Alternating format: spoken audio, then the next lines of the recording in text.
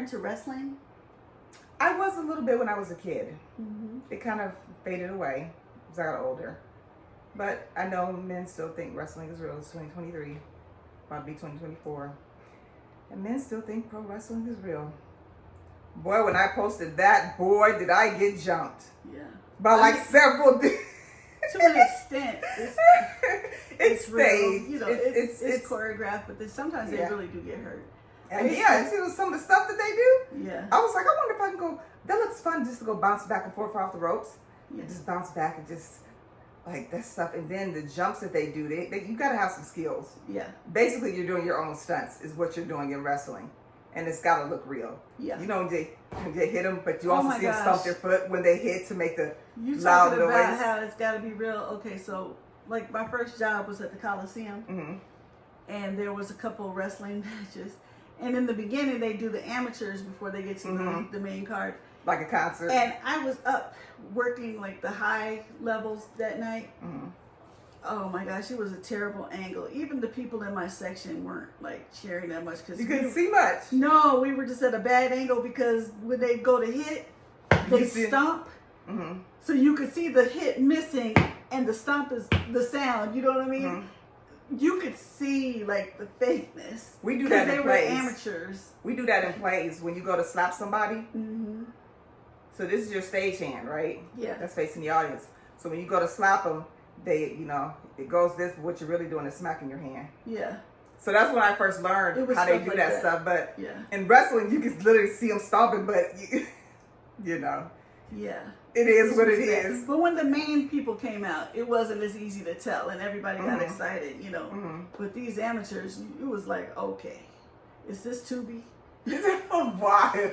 Don't you mess with my Tubi now? Sorry. So if you haven't guessed, we're reviewing the Iron Claw, and it's rated R. It's 2 hours and 12 minutes, and it's based on a true life story of the Von Erich family. I didn't even notice that it was 2 hours and 12 minutes. It was actually pretty. I didn't think I was going to like this. Yeah, it was when you said you fascinating seen it, I'm like, sad. I seen the previews for it, and I'm like, yeah, Zac Efron's pretty buffed in there. And for some reason, I immediately went to Ted Bundy.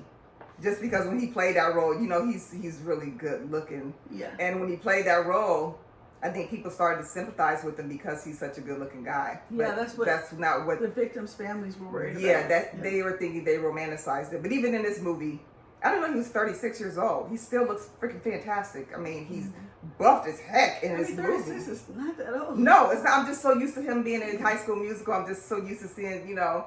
That was like almost 20 years ago. What?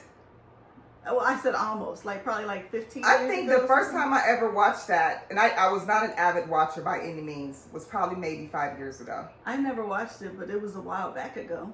I still think of him for years. Yeah, no, he's been doing his acting thing, and he can do it. I just still think of him because that was his star, you know, before he really hit the big time. Yeah.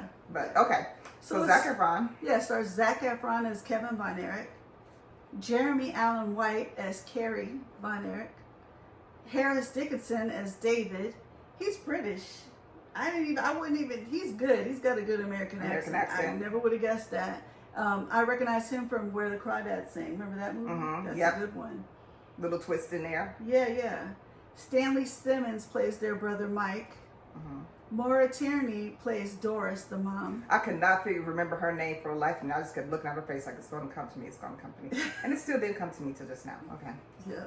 Holt McCallany plays Fritz, the dad. And I saw pictures, you know, this was so fascinating. And I was the only one, like, in the last probably 2 or 3 rows of the movie theater. Mm-hmm. I don't normally do this, but I Googled, and I saw a picture of the actual dad, and I saw this man portraying the dad. He looks a lot like him. They did a good job. Yeah, they did a good job with him. I like his voice. He sometimes plays, he plays in a lot of stuff that he's like a cop or something, or a bad guy usually, but his face is so recognizable, but now I know his name is Holt, so. Yeah.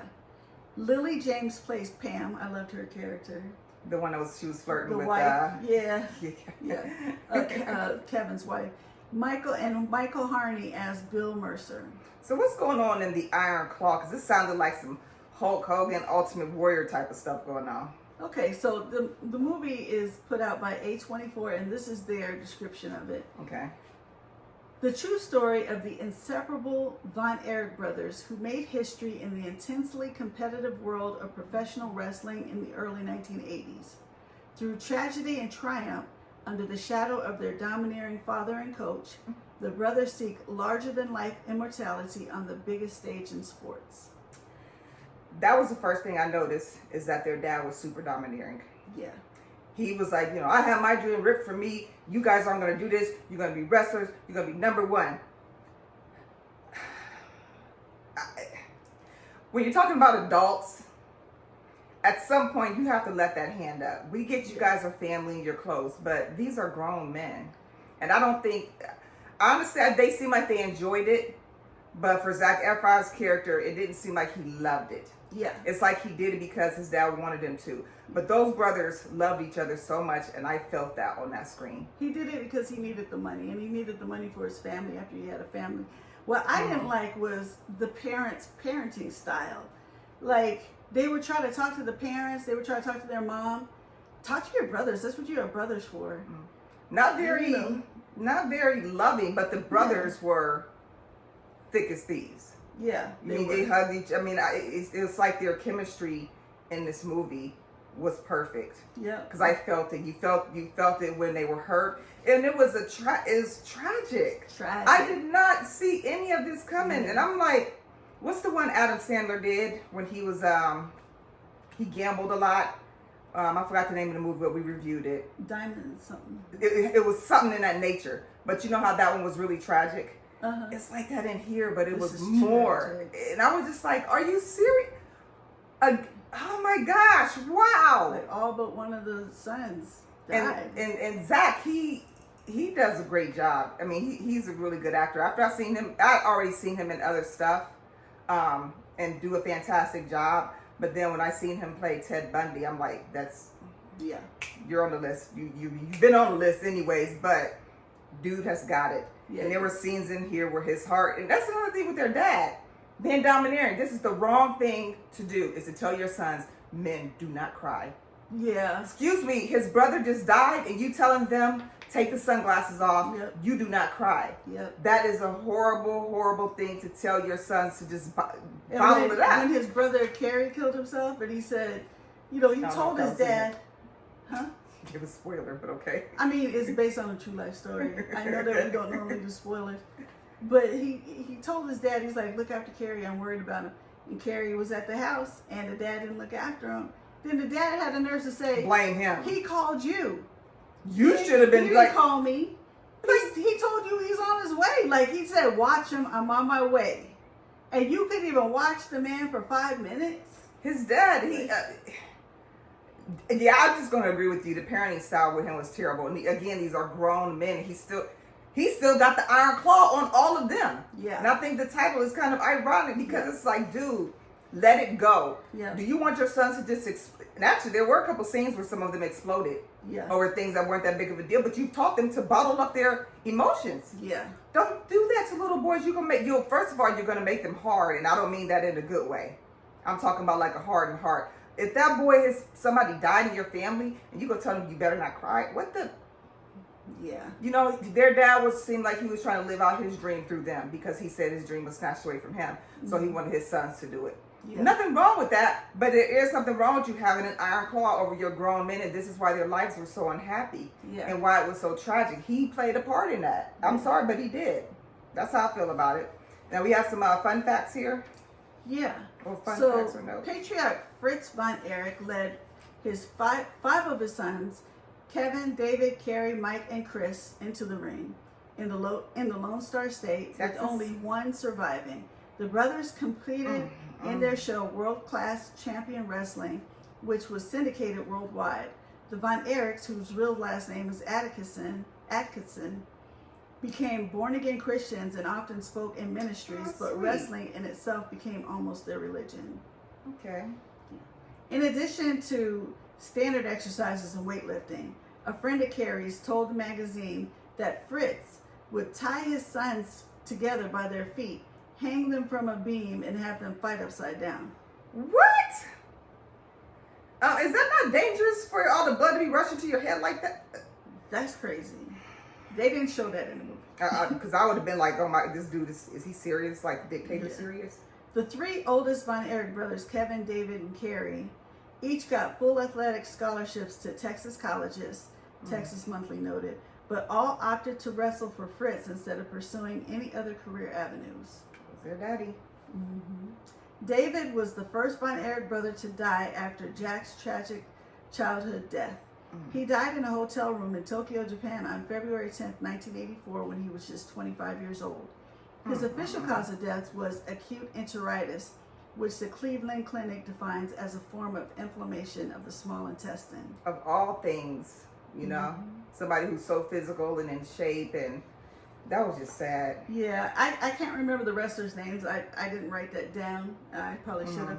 But one wrestler said that they think that he really died from a drug overdose in Tokyo, and that his friend that was staying with him hid the drugs before the authorities got there. And another said that he was there when they were taking the body away, and some food fell out of his mouth, so he feels like he died from choking on food because he ate and drank too much, you know, earlier in the day or on the flight there. So, maybe he got maybe some was in his food, or maybe he had an allergy. Yeah, I kind of feel like it the second one, it still could have been enteritis, and maybe, you know, I don't know what somebody was like when they died. If he had eaten lunch or whatever, when you die, stuff happens, and that could have came out. It didn't mean he choked. So they don't know. They're guessing. I go with the doctor. That's what I'm saying. We just go with what the doctor said. It's enteritis. That was really sad. Yeah. On April 12, 1987, Mike was arrested for DUI for a second time, this time while in possession of prescription pills. He was released on bond, and 2 days later, the Dallas Observer reported, went missing. His family found his body on April 17, 1987. He had overdosed on a tranquilizer prescribed to him after his shoulder surgery and toxic shock syndrome. Wow. So he was the sweet one that loved to play music and stuff. Yeah, he didn't really he didn't want to wrestle. He was more into, like, he wanted to film the wrestling matches. He was more into that. Yeah, or play the guitar. And his dad was like, "Nope, you're gonna wrestle." And I wonder, like today, when there's controlled substances, they're really careful about that now. But we also know that there are people out here who are pushing pills. Yeah. And we know how easy people can get addicted to it, especially if it's for pain and you can't sleep, and you take this and you feel great, and now you're addicted to it. Yeah. Because the original problem hasn't been fixed. And by them being wrestlers, they're constantly physical. I mean, they're trying to injuries, and they're still thinking they're going to go. Like, dude, you need to relax for a minute. You need to heal. But they wanted to get back out there because, you know, there go dad in their ear. Yeah. You're a man. Kevin Von Erich, because it's so physical. He was saying that they had to shoot themselves up with, like, I think cortisone or something that was deaden their feeling, like in their knees and stuff, because they were in such pain, but the show had to go on. They had to perform. Imagine how their bodies feel. Wrestlers. Can you imagine the icy hot over your whole body every night? I mean, they're in great shape, but man, all that falling and jumping and bouncing and flipping. Yep. Despondent at the thought of going to prison, Kerry died by suicide on February 17, 1993 at age 33. He shot himself in the heart. In September 1991, Fritz and Doris found a suicide note in Chris's room, and after sending Kevin to go look for his brother, Kevin discovered that Chris had died by suicide at age 21. Chris is not portrayed in the movie. He's their youngest brother. He was about 5'4", and he wanted to wrestle, but he had asthma, and taking the prednisone made his bones a little brittle. So when he really wanted to do it. He had like more heart for it than they said anyway. His brothers, he's probably watching his bros. Yeah, so he got into a match, and he ended up breaking like both arms or something like that. Oh God. So he was trying, but he couldn't, and then he died. So like, all in all, how do you deal with all of that as a parent? How do you? 5 brothers, 4 died. 3 by suicide. How do you deal with that as a parent? Like, how do you? I just can't imagine. It's nothing less than what we keep saying is tragic, tragic, tragic, and it's horribly sad. And I think this actually gave the movie some grit to me. Yeah. Because I'm thinking it's just going to be like there was a wrestling movie out before where they were just, I want to be a wrestler, I'm going to compete, and this and that, and here's my family with me. This had a bit more grit. Yeah. And because of that, I really enjoyed it. I didn't even notice it was over 2 hours. Mm-hmm. I'm going with a strong 3.5 for this. I think this would be a cool date movie. Mm-hmm. You know, if it's just the two of you, you wouldn't be mad if you paid full price, but you know we're matinee people, so we always like to save money. Yeah. But I think this was really good, and Zach, he did a fantastic job in here. So I gotta salute him for that. I hope he keeps that vibe. I think he's too big in this movie. He is perfecto. I'm gonna give it 4 clappers. Okay, I'm I just think gonna that's go fair. up to 4. And I thought it was really good too. I really enjoyed it, and I like the fact that when you see movies that are based on a true life story, they said it's the true story, but it's really kind of different because they didn't show and they didn't even hint to or let us know that the other brothers got married and had kids of their own and stuff. They kind of make it look like in the movie that all the brothers stayed in the one house. That's what I thought. That's what I'm like. All these grown men and all that. What is their dad making them do this or what? But that's what I thought for the longest time. But that's for the movie, and the movie, as you saw, was 2 hours and 12 minutes. This family, I think, deserves more than just one movie, right? They deserve the treatment of having maybe like a mini-series. Yeah, mini-series, like maybe 3 episodes on one of these three or channels, 4 like part A&E mini-series or something like that. Yeah. Well, Because it's too Netflix much and to they do tell. it too. Yeah, because they didn't even. For all we know, they never dated.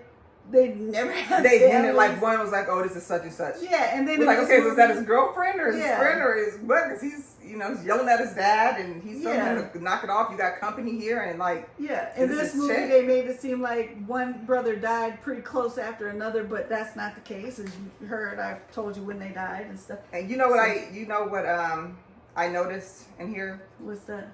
So when he committed suicide, he used his dad's gun, if I'm not mistaken. Yeah.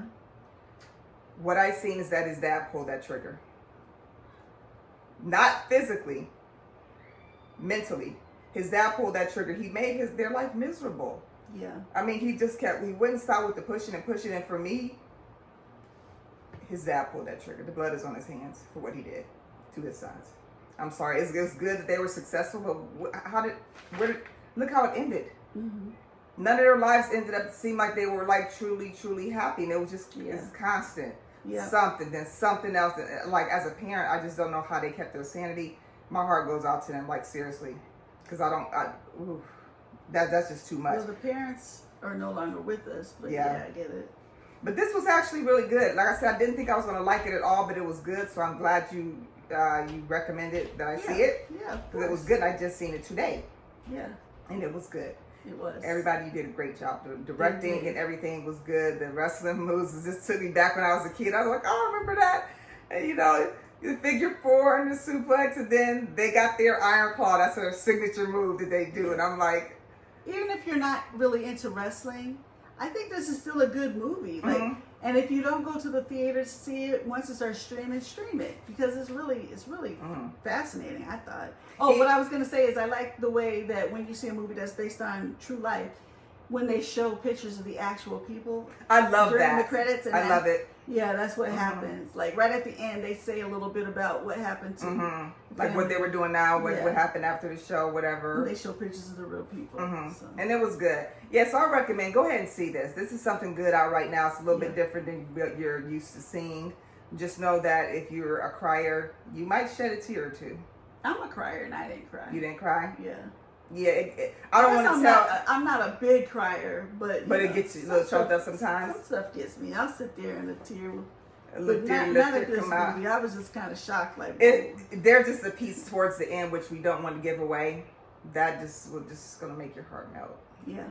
And I was just like, oh. Yeah, some of the filmography was pretty good. When I realized what was going on and what just happened, I was like, yeah. Oh my gosh. Go see it. Yeah. Go to the movies and see it. Don't wait for it to stream. We recommend go ahead and see it. There's something different out now than with everything else. So yeah, we recommend it really is. Go ahead and check it out. All right.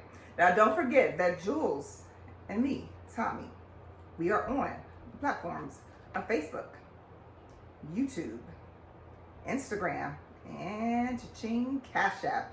Any donation is appreciated. Do you have a legitimate company? You want us to wear some of your gear on the show and shout you out? We can do that. Just we are currently gearless. Yeah, we're gearless, so we need something. Well, we do have sometimes the queued up podcast with DJ Aaron Michael.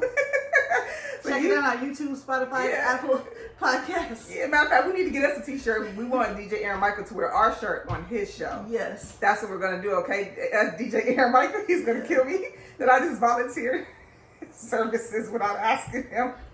But anyhow, let us know if there's something you want to see. We take requests. Doesn't matter what genre it's from. Let us know. We'll review it. Shout you out in the show, okay? Well, thank you so much for tuning in to our review of The Iron Claw. Go check it out right now with Zac Efron, all right? See you later. Bye-bye.